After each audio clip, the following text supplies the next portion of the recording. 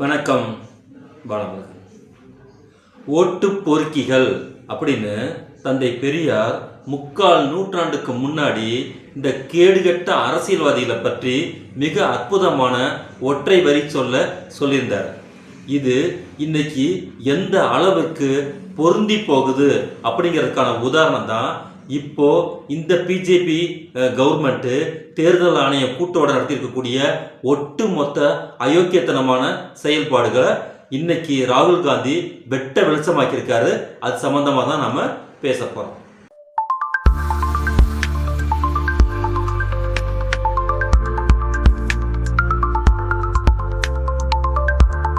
வாக்காளர் பட்டியலில் தீவிரமா நாங்க திருத்த பணி செய்ய போறோம் அப்படின்னு சொல்லிட்டு 12 மாநிலங்களை வந்துக்கிட்டு கணக்கில் வச்சுக்கிட்டு அவங்களெல்லாம் வந்துக்கிட்டு வாக்காளர் கரெக்ஷன் பண்ண போகிறோம். அதாவது உன்னுடைய குடியுரிமையை நீ நிரூபிக்க வேண்டும்.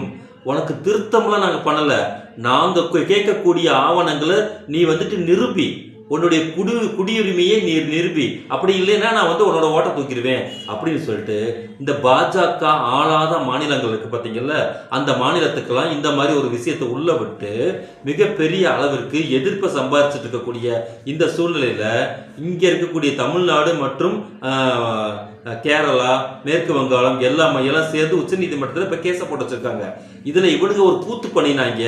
ஒரு தேர்தல் சீர்திருத்த ஒரு சட்ட நடவடிக்கையில் வந்துட்டு எம்பி ஒரு 145 எம்பிகளை எல்லாத்தையும் அடிச்சு விரட்டி விட்டுட்டு வெளியில அவசரமா இந்த தேர்தல் திருத்த ஆணைய சட்டத்தை நிறைவேற்றினாங்க. அதுல என்னன்னு கேட்டுட்டீங்கன்னா, இங்க இருக்கக்கூடிய இந்த ஞானேஷ்குமார் பார்த்தீங்களா, தேர்தல் ஆணையத்தை பத்தி யாருமே கேள்வி கேட்கக்கூடாது. அப்படி கேள்வி கேட்டாலும் உங்களுக்கு பதில் சொல்லணுங்கிற அவசியம் தேர்தல் ஆணையத்துக்கு கிடையாது. அப்படி நீங்க தேர்தல் ஆணையத்தை வந்துகிட்டு நீங்க கேள்வி கேட்கணும், உங்க மேல நீதி விசாரணை பண்ணணும்னு சொல்லிட்டு நீங்க உச்ச நீதிமன்றத்துக்கும் போக முடியாது. அப்படியே நீங்க போனாலும் நீ உச்ச நீதிமன்றத்துல வந்துகிட்டு நாங்க வந்துட்டு அந்த புகாரை நிரூபிக்க வேண்டிய அல்லது புகாரை எதிர்த்து நாங்க பதில் சொல்ல வேண்டிய அவசியம் எங்களுக்கு கிடையாதுன்னு சொல்லி எவ்வளவு அற்புதமான ஒரு சட்டத்தை நிறைவேற்றினாங்க. இங்க இருக்கக்கூடிய இந்த பாஜக இந்த அல்லு சில்லறை தொங்கு சதை கம்பெனிகள்லாம் ஏன் இவர் மக்கள் மன்றத்தில் சந்திக்கிறாரு, ஏன் எடுத்துட்டு போய் கோர்ட்ல போய் கேச போட வேண்டியதானே அப்படின்னு அப்பாவிய இந்த விரல் சூப்பர குழந்தைங்க தெருவோரத்து முக்கில் நிற்கும் பார்த்தீங்கல்ல, அந்த இடத்துல நின்றுக்கிட்டு இவனுக்கு கேள்வி கேட்பாங்க. சட்டத்தை இவங்க தெளிவா எழுதி போட்டுருவானுங்க. ஆனா வெளியில மக்கள்கிட்ட வந்துக்கிட்டு ஏன்பா நீதிமன்றத்துக்கு போ அப்படின்னு சொல்லி இந்த பிள்ளையை கிள்ளி விட்டுட்டு தொட்டிலே ஆட்டி விடக்கூடிய வேலையை அவனுக்கு தெளிவா செய்வானுங்க. ஆனா ராகுல் மிக தெளிவாக இந்த மாதிரி இந்த கேணத்தனமான கோயாந்தனமான வேலைகள்லாம் வேற எங்காவது வச்சுக்கோ. இறுதியான மன்றம் எது தெரியுமா? மக்கள் மன்றம், வீதி மன்றம்.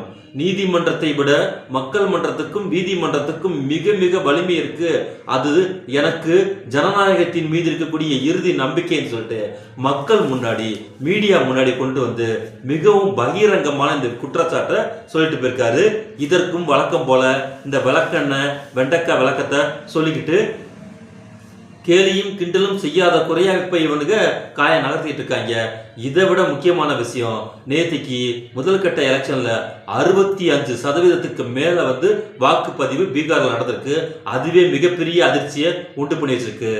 பாசிசம் பாசிசம் தனது கொடும் கரங்களை நீட்டினால் அது எல்லாத்தையும் வளர்ச்சி பிடிச்சிரும். அதற்கு எந்த விதமான டெமோக்ரஸி அமைப்புகளுமே அதற்கு தேவையில்லை. அதை அது விரும்பவும் விரும்பாது. ஒற்றை ஆட்சி, ஒற்றை சொல், ஒற்றை நடவடிக்கை, ஒற்றை ஆணை, இதுதான் பாசிசத்துடைய செயல்பாடுகள். இதுதான் RSS உடைய பேசிக்கா இருக்கக்கூடிய தத்துவம். அந்த தத்துவத்தின் அரசியல் செயல்பாடு தான் இந்த பிஜேபி பாஜகவுடைய இந்த கவர்மெண்ட் இதை தெளிவாக ஒவ்வொரு நாளும் ஒட்டு மொத்தமாக இருக்கக்கூடிய அரச எந்திரங்களத்தையும் முடக்குவதற்கான வேலையை இவங்க செஞ்சுட்டு இருக்கும் போது அதற்கான களமாக பீகாரை பயன்படுத்தி நேற்றுக்கு நடத்தி முடிச்சிருக்கிறாங்க. இப்போ ராகுல் இறுதி நம்பிக்கையாக, எனக்கு டெமோக்ரஸி மீது இருக்கக்கூடிய இறுதி நம்பிக்கையாக மக்களின் முன்னு மீடியா முன்பு வந்துகிட்டு மிகப்பெரிய விஷயத்தை சொல்லியிருக்காரு. அதன் அடிப்படையில் 25 பீகார் தேர்தல் பிரச்சாரத்தில் மிக தெளிவா சொன்னாரு, தேர்தல் ஆணையம் வாக்கு திருட்டில் இந்த இந்தியாவில் வேற யாரும், அதுவும் ஒரு எதிர்கட்சி தலைவர் ஒரு தேர்தல் ஆணையத்தை பார்த்து திருட்டு பயலைங்கிற ரேஞ்சுக்கு வாக்கு திருட்டு திருட்டுங்கிற வார்த்தையை வந்து மிக கடுமையான வார்த்தையை சொன்னதுக்கு காரணம் இவனுக்கு பண்ணிருக்கக்கூடிய போர்ஜரிஸ் எல்லாத்தையுமே மிகவும் பகிரங்கமா வந்து அப்பட்டப்படுத்தினாரு. ஆனாலும் இந்த கோடி மீடியாக்கள் எல்லாமே அதை நார்மலைசேஸ் நியூட்ரலைசேஸ் பண்ணக்கூடிய வேலையை மிக தொடர்ச்சியா செஞ்சுக்கிட்டு இருக்காங்க. தமிழ்நாட்டில் இருக்கக்கூடிய பிஜேபிக்கு சொம்படிக்கக்கூடிய இந்த மீடியாக்கள் என்ன பண்றாங்கன்னா அமைதியாகவும் எளிமையாக கடந்து போகக்கூடிய வேலையை செஞ்சுக்கிட்டு இருக்காங்க. ஆனா இப்போ ஒரு மிகப்பெரிய ஒரு பிரச்சனை, பூதாகார பிரச்சனை ஒன்று வந்துருச்சு. அது என்னன்னு கேட்டீங்கன்னா, பிரேசில் நாட்டுடைய மாடல் அழகி ஒருவருடைய புகைப்படம் 10 வாக்குச்சாவடிகளில் உள்ள 22 வாக்காளர் அடையாள அட்டையில் இருந்ததை செய்தியாளர் முன்னாடி வந்துட்டு போட்டு உடைச்சிட்டாரு. அந்த வாக்காளர் அடையாள அட்டையில பேர் என்னன்னு கேட்டீங்கன்னா, ஸ்வீட்டி, சீமா, சரஸ்வதி, ராஷ்மி, விமலா என்பது போல பல வகை, ஒரே அட்டைக்கு பல வகை பெயர்கள், ஸ்வீட்டி, சரஸ்வதிங்கிற மாதிரி இப்படி இருந்தது. வாக்காளர் அடையாள அட்டையில் இருந்த பிரேசில் நாட்டு மாடல் அழகியின் பெயர் என்னன்னு கேட்டீங்கன்னா லாரிசா நேரி. அவங்க கடுமையான கண்டனத்தை வந்துகிட்டு சொல்லியிருக்காங்க. டேய், என்ன விளையாண்டுகிட்டு இருக்கீங்களா, என்னுடைய போட்டோவை போட்டுக்கிட்டு என்னடா உங்க ஊர்ல வந்துட்டு ஓட்டு போட்டுக்கிட்டு இருக்கீங்கன்னு சொல்லி கடுமையான கண்டனங்களை தெரிஞ்சிருக்காங்க. அதை செய்தியாளருக்கு முன்னாடி போட்டு பகிரங்கமா இவர் வந்து காட்டியிருக்காரு. இது இல்லாம மாநில வாக்காளர் பட்டியலில் இதே போல 1,24,177 வாக்காளர் அடையாள அட்டையில இந்த படம் இருந்திருக்கிறது போலியானது அப்படிங்கிறது வந்துட்டு அந்த விஷயத்தை வந்து வெளியில சொல்லியிருக்கிறாரு. மொத்த ஓட்டுல 8ல் 1 ஓட்டு போலி. இந்த தேர்தலில் காங்கிரஸ் 2 முதல் 3% வாக்குகள் வித்தியாசத்துல தான் வெற்றி வாய்ப்பை இழந்திருக்குன்னா, அப்ப இவனுக்கு போட்டிருக்கக்கூடிய கள்ள ஓட்டு எவ்வளவு தூரம் ஒட்டு மொத்தம் ஒரு காங்கிரஸ் கவர்மெண்டே காலி பண்ணியிருக்கு. பிஜேபி கொல்லப்புற வாசல் வழியாக இவங்க எப்படி உள்ள வளர்ந்துருக்காங்க அப்படிங்கிற விஷயத்த சொல்லியிருக்காரு.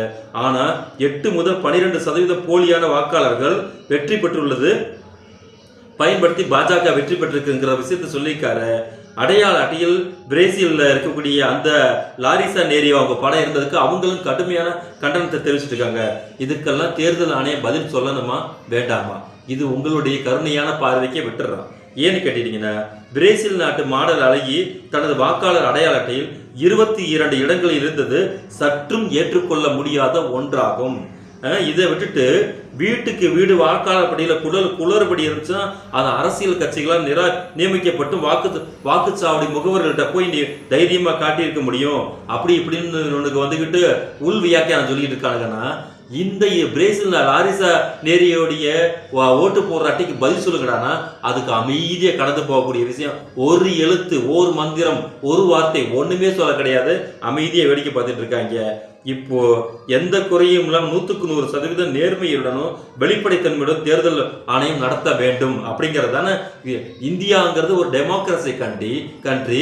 இந்த டெமோக்ரஸியில் வந்துக்கிட்டு தேர்தல் ஆணையம் வந்து மிக நேர்மையாகும். அதாவது சீசரின் மனைவி விமர்சனத்துக்கு அப்பாற்பட்டவர் போல அத்தனைக்கும் அப்பாற்பட்டு இருக்க வேண்டிய இந்த தேர்தல் ஆணையத்துடைய நிலைமை எந்த அளவுக்கு பிஜேபிக்கு சொம்படிக்குது அப்படிங்கிற விஷயத்த ஒவ்வொரு நாளும் நாளொரு மேனியும் பொழுதொரு உணவும் நம்ம பார்த்துக்கிட்டு வர்றோம். அதன் அடிப்படையில் ஒவ்வொன்றையா இந்த குற்றச்சாட்டுகளை ஃபுல்லா ராகுல் காந்தி அடுக்குன்னு அடுக்கிட்டு வர்றாரு.